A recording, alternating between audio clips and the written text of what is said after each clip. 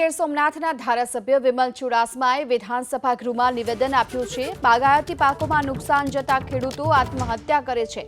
આ વાત તેમણે કરી। બાગાયતી પાકને નુકસાનની વીમામાં સમાવવા અંગેના પ્રશ્નની ચર્ચા દરમિયાન આ નિવેદન આપ્યું છે। જો કે બાગાયતી પાકને નુકસાની વીમા યોજનામાં ન સમાવ્યાનો સરકારે જવાબ આપ્યો છે। સાથે પણ કહ્યું છે કે ઋતુ મુજબ પાક લેવાતો હોવાથી ઉત્પાદનનો અંદાજ નથી મૂકી શકાતો અને કુદરતી આપદામાં વિવિધ પાસાને ધ્યાનમાં રાખી સહાય ચૂકવી હોવાની વાત પણ સરકારે કરી છે। અને 4 કરોડની ઉપર તેનું પાક વીમાનું જે તે લોકોએ પ્રીમિયમ ભર્યું છે એ પ્રીમિયમનું પાક વીમો ચૂકવવાનો બાકી છે। આજે જ્યારે પૂછવામાં આવ્યું કે એ ક્યારે ચૂકવવામાં આવશે ત્યારે કીધું કે તાત્કાલિક ધોરણે કંપની દ્વારા ચૂકવવામાં આવશે।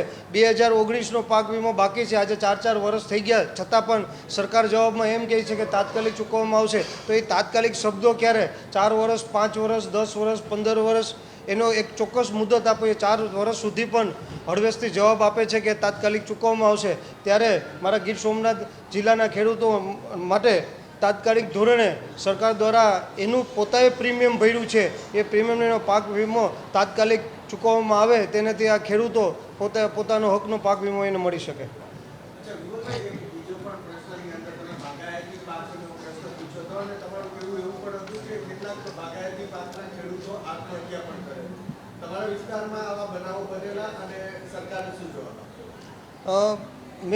મારો પ્રશ્ન નંબર 5 હતો જે બગાયતી પાક વિશે મેં પૂછેલું કે બગાયતી પાકને તમે પાક વીમામાં સમાવેશ કરવા માગો છો ત્યારે સરકાર દ્વારા જવાબ આપ્યો કે અમે સમાવેશ કરવા નથી માગતા। ત્યારે બગાયતી પાકોનો વીમા કવચ હેઠળ આવરી લેવામાં ન આવેલ હોય તો તેના કારણો શું? તો એમને જવાબ એવો આપેલો કે ઋતુ પ્રમાણે એની આવક થતી હોય છે, પણ ખાસ કરીને ઋતુ પ્રમાણે તો આંબાની આપણે વાત કરીએ તો આંબાના બગીચા હોય છે વર્ષમાં એક જ વાર તેનો પાક લઈ શકાતો હોય અને કેસર કેરી છે એ ગીર સોમનાથ અને જૂનાગઢની પ્રખ્યાત છે અને અત્યારે ખૂબ મોટે પાયે વિદેશમાં પણ એક્સપોર્ટ થાય છે।